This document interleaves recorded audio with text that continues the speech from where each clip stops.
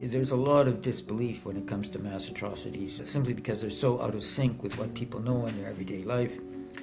And I mean, this was true of the Holocaust, and it's been true in other mass atrocities since.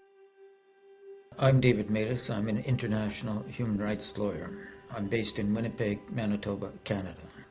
There was a woman with the pseudonym Annie who made a public statement in Washington, D.C. in 2006 that her ex-husband had been harvesting corneas from Falun Gong practitioners. Other doctors had been harvesting other organs. The Falun Gong practitioners were killed through organ extraction. Their bodies were cremated, their organs were sold to Chinese and transplant tourists. The government of China denied this. There was an NGO, the Coalition to End Persecution Against the Falun Gong, that developed a list of 20 human rights people who could maybe investigate. David Kilgore was on the list. He was a former member of Parliament and a former cabinet minister. He says, yeah, I will. I know David Matus. Myself, I'm a refugee lawyer, have been since the 70s. And I'm also used to dealing with the sort of situation that was presented here, which was that there was no evidence. Nobody to say this had happened to them. No bodies to autopsy. No witnesses other than perpetrators. But transplant volume shot way up after the persecution of Falun Gong began. We had investigators calling into hospitals, pretending to be relatives of patients who needed transplants, and asking the hospitals if they had organs of Falun Gong for sale on the basis that Falun Gong were healthy. We had admissions throughout China, tape transcribed, translated, which you can hear today, saying, yes, sure, come on down. Once we did our report, which came out in July 2006, we basically carried on trying to deal with the issue. We produced a subsequent report, 2007, a third version, 2009, in book form under the title Bloody Harvest. There was a journalist, Ethan Gutman, who interviewed us and then wrote his own book called The Slaughter.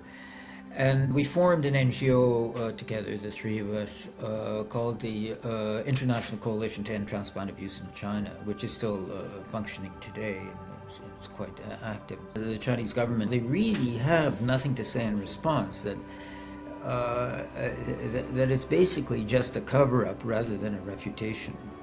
I've been talking about the issue and writing about the issue, and also I've been making a lot of parliamentary submissions. Now there's a Council of Europe Treaty Against Trafficking in Human Organs. About 20 countries that have legislation now about cross-border transplant abuse, whereas when we started there was none. It's sort of, I would say, taken a long time, but I think there's a lot more awareness of the abuse now and willingness to do something about it. The relative lack of attention to the abuse, given the seriousness of the abuse, can be explained by a number of factors. One of them is people were not familiar with Falun Gong, and many of them still are not. There's a lot of Chinese, of course, counter-propaganda against Falun Gong.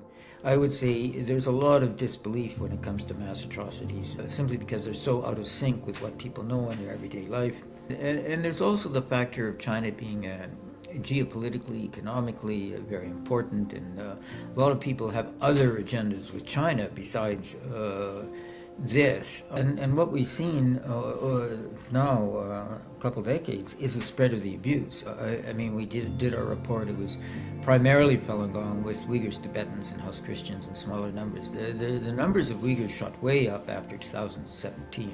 It's going to other countries. It's going to other populations. There's people disappearing off the streets in China. There's infants being sourced for organs now. It's like any other human rights violation. You don't stop it, it spreads. I mean, you can't wait for someone to come and try to kill you for your organs to start objecting. They're not just crimes against those groups, they're crimes against humanity, and crimes against humanity are crimes against us all. My name is Rosy Orozco, a former congresswoman from Mexico who fought against the cartels and human trafficking. This year, we are launching the Heroes Wanted campaign, shining a light on extraordinary people fighting in the front lines. So go to kaleido.charity/heroeswanted, watch their stories to help amplify their impact, and vote for the hero who inspires you the most.